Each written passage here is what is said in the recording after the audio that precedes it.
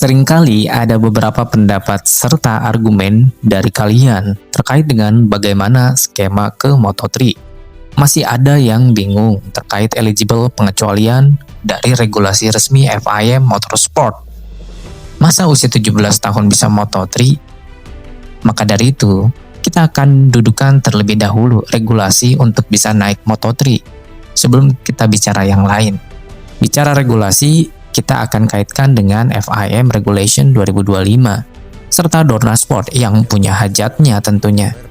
Kali ini kita akan bedah bukan hanya syaratnya, tapi juga sejarah beberapa tahun silam mulai dari Pedro Acosta, Jaume Masia, hingga Jose Rueda kekinian. Dan tentu saja, bagaimana peluang Veda Ega Pratama.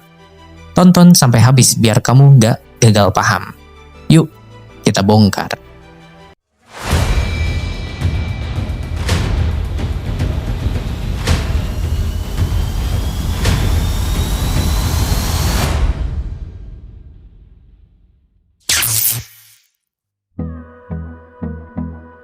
Segmen 1. Jalur resmi Dorna. Kalau kita bicara soal jalan menuju Moto3, maka kita harus kenal dulu sama Dorna Sport. Siapa sebenarnya Dorna? Dorna Sport adalah perusahaan asal Spanyol yang sejak tahun 1991 memegang hak komersial eksklusif MotoGP, World Superbike, dan sejumlah kejuaraan balap motor lain. Artinya, semua urusan hak siar, regulasi komersial, hingga format kejuaraan dunia ada di tangan Dorna. Belakangan ini Dorna Sport diakuisisi sahamnya sebesar 84%. Artinya, saat ini per Juli 2025, Dorna sebagian besar sahamnya dimiliki oleh Liberty Media, konglomerasi asal Amerika. Kamu pernah nonton MTV? Ya, itu dia yang punya Liberty Media. Nah, Dorna tidak bekerja sendirian. Mereka punya mitra. Yang pertama ada FIM, Federation International de Motorcycling, federasi dunia yang mengatur regulasi teknis dan sportivitas. Kalau di sepak bola, kayak FIFA gitu. Terus yang kedua ada IRTA, International Road Racing Teams Association, asosiasi tim balap yang mewakili kepentingan seluruh tim MotoGP, Moto2, dan Moto3.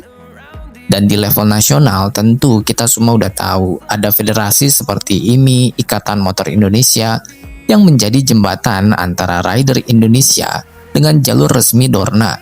Jadi IMI inilah yang memastikan talenta seperti Veda dan pembalap-pembalap muda Indonesia lainnya bisa masuk ke sistem yang akan diakui internasional. Lalu bagaimana jalurnya? Dorna sudah menyiapkan peta jalan pembinaan bakat global. Yang paling umum dan general, yang pertama, Junior GP, dulunya CFV di Spanyol. Jalur paling tradisional, tempat rider muda ditempa dengan regulasi mirip Moto3. 2. Red Bull Rookies Cup, jalur cepat yang langsung disorot media karena balapnya bersamaan dengan MotoGP Eropa. 3. Asia Talent Cup dan European Talent Cup. Ini feeder series bagi rider non-Eropa termasuk dari Asia Tenggara. Biasanya rider yang bisa tembus 3 besar Rookies Cup atau menjadi juara Junior GP otomatis masuk radar tim Moto3. Tapi menariknya, ada juga kasus rider yang tidak juara. Namun berkat konsistensi podium plus dukungan sponsor nasional, mereka tetap naik ke Moto3. Inilah kenapa jalur resmi Dorna disebut sebagai peta jalan emas. Tidak semua rider bisa menembusnya, tapi begitu ada di dalam sistem ini, peluang menuju MotoGP menjadi nyata. Ada juga jalur melalui jalur Yamaha Blue Crew. Salah satu contohnya Muhammad Araya Gaska dan pendahulunya Aldi Satya Mahendra. Namun Aldi memilih jalur menuju World Superbike. Kita akan ulas ini di segmen lainnya terkait itu. Jadi, jika bicara MotoGP, maka biasanya jalur yang ditempuh oleh Veda, Rahmadipa, serta saat ini yang berlaga di ITC Ayatullah. Mereka saat ini menuju satu tujuan, yakni ke MotoGP. Faster, forward, fearless. Segmen 2. Data historis rider sukses. Kalau kita bicara jalur resmi Dorna, banyak contoh nyata yang membuktikan bahwa Red Bull Rookies Cup dan Junior GP memang jadi pintu emas menuju Moto3. Kita nggak bicara membangun atau menghidupkan mimpi yang kejauhan. Kita melihat data dan fakta bahwa Veda Ega Pratama dengan segala prestasinya dan terutama di Asia Talent Cup 2023, data itu sudah menjadi cukup. Dan ia bisa tampil sangat kompetitif dan dominan saat itu, memecahkan rekor dari semua dan seluruh para pembalap Indonesia saat itu, terlebih di senior-seniornya. Makanya kenapa kita bahas realistis saja dengan data dan track record yang ia kerjakan, yang ia demonstrasikan. Sudah cukup bagi kita untuk bisa melihat dan bercermin bahwa pembalap muda Indonesia ini memiliki harapan yang realistis. Dan kita melihat data, bukan basis datanya itu dari pendahulu-pendahulu yang irrelevan jika kita kaitkan dengan pembalap muda saat ini, karena zamannya berbeda. Contoh paling fenomenal adalah Pedro Acosta. Tahun 2020, Acosta turun di Red Bull Rookies Cup. Dia bukan juara mutlak, tapi berhasil 6 kali podium dari 11 balapan. Konsistensi ini yang bikin semua tim Moto3 langsung melirik. Hasilnya, tahun 2021 Acosta debut di Moto3 bersama KTM Red Bull Ajo. Dan luar biasanya, langsung jadi juara dunia Moto3 di musim debutnya. Itu membuktikan bahwa konsistensi podium jauh lebih penting daripada sekedar menang sekali atau 2 kali. Lalu ada Jaume Masia. Tahun 2014, Masia hanya menjadi runner-up di Red Bull Rookies Cup. Bukan juara, tapi performa stabil dan gaya balap agresif membuatnya langsung dapat kontrak Moto3 pada tahun berikutnya. Masia sudah menjadi salah satu rider paling berpengalaman di kelas tersebut. Bahkan puncaknya ia menjadi juara dunia di Moto3.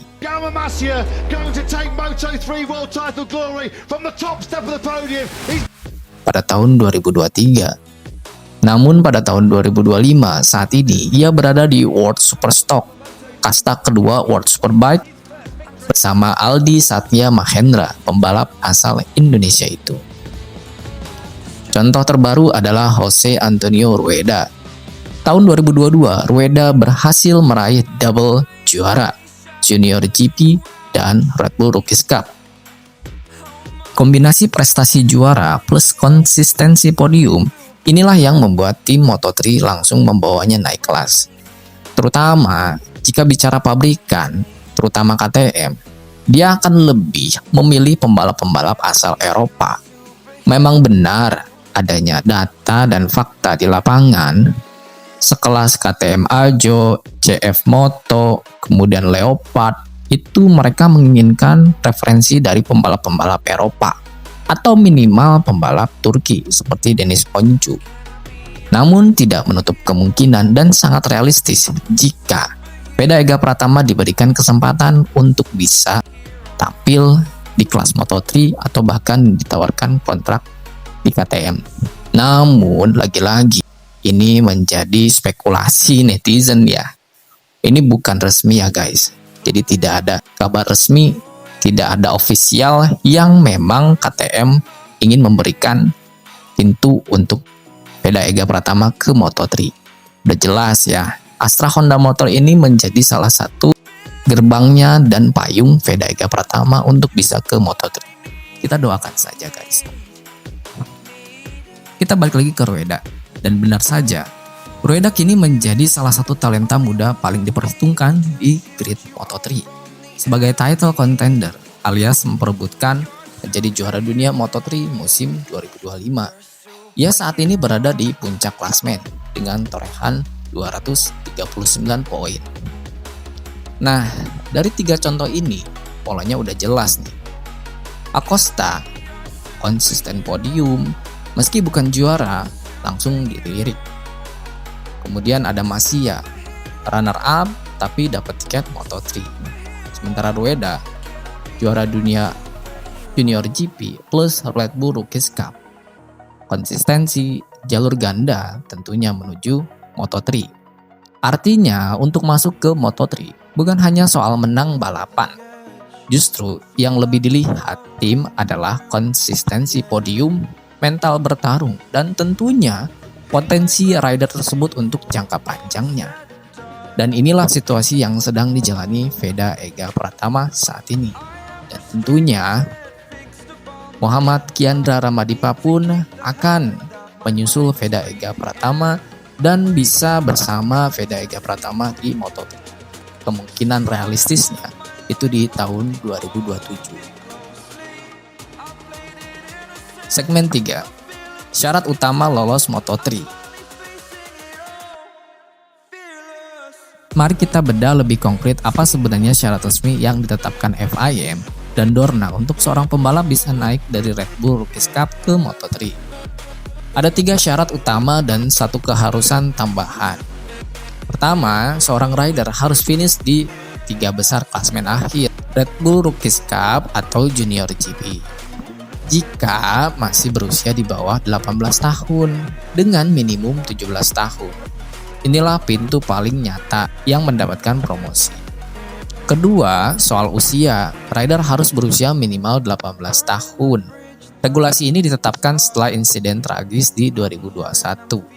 Ketika beberapa pembalap muda meninggal dunia, FIM ingin memastikan hanya rider yang cukup matang, baik secara fisik maupun mental yang boleh turun di level Moto3. Ketiga, rider wajib memiliki dukungan eksternal. Bisa dari tim pabrikan, sponsor besar, atau federasi nasional. Tanpa dukungan ini, bahkan rider bertalenta sekalipun akan sulit menembus grid Moto3. Kita sudah sering melihat bakat hebat tenggelam hanya karena tidak ada backing yang cukup kuat. Dan tentunya ditentukan skill balap dan karakter rider ya. Dan keempat, hal yang sering terlupakan, semua rider harus lolos medical check up. Dan tentunya resmi ofisial termasuk tes anti-doping dan lain-lain. Moto3 adalah pintu ke level dunia, jadi regulasi kesehatan sangat ketat demi menjaga integritas dan keselamatan kompetisi.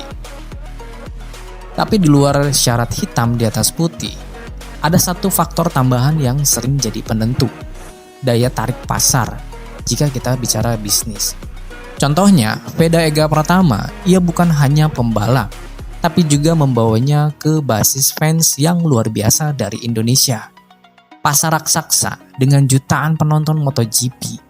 Bayangkan, fakta bahwa Dorna kini menggelar GP Indonesia dan melirik Indonesia kembali setelah 1997 silam.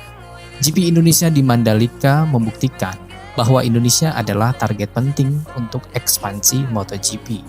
Artinya, rider asal Indonesia otomatis punya nilai jual lebih di mata promotor. Dengan kata lain, untuk bisa melompat ke Moto3, rider harus memenuhi syarat teknis regulasi.